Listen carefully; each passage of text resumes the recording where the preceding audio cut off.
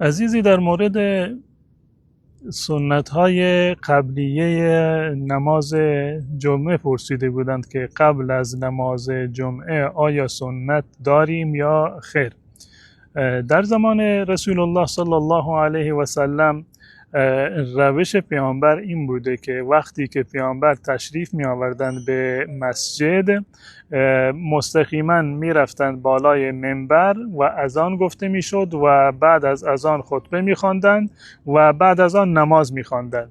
یعنی عملا چنین فرصتی نبوده بعد از اذان در زمان پیامبر که مردم سنت مؤکده‌ای بخوانند و عملا از رسول الله صلی الله علیه و سلم ثابت نیست که قبل از جمعه نماز سنت خوانده باشند یا اینکه دستور داده باشند، حدیثی وجود داشته باشه که رسول الله صلی الله علیه و سلم فرمودند که قبل از نماز جمعه شما به طور مثال 2 رکعت یا 4 رکعت نماز سنت بخوانید.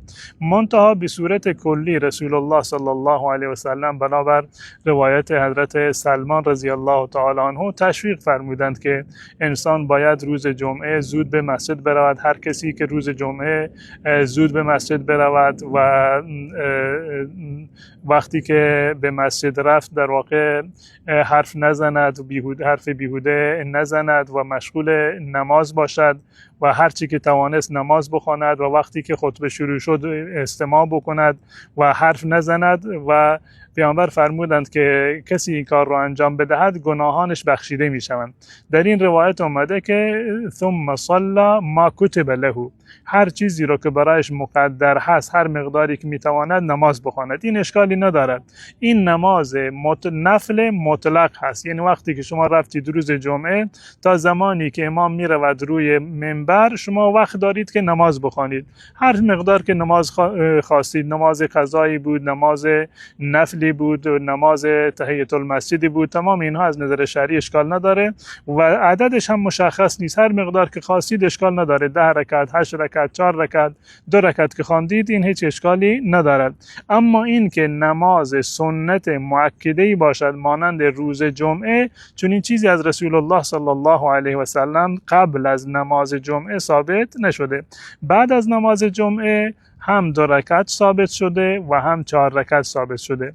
اگر شما 2 رکعت بخوانید هم جایز هست، اشکالی ندارد. اگر که پیامبر وقتی که روز جمعه نماز را میخوندن بنابر روایت عبدالله ابن عمر وقتی که برمیگشتند منزل 2 رکعت نماز سنت میخواندند و در روایتی در این زمینه در روایت دیگر اومده از حضرت ابو هریره رضی الله تعالی عنه اگر کسی از شما میخواد بعد از نماز جمعه نماز سنت بخواند 4 رکعت بخواند. این دو مورد آمده در حدیث رسول الله صلی الله علیه و سلم.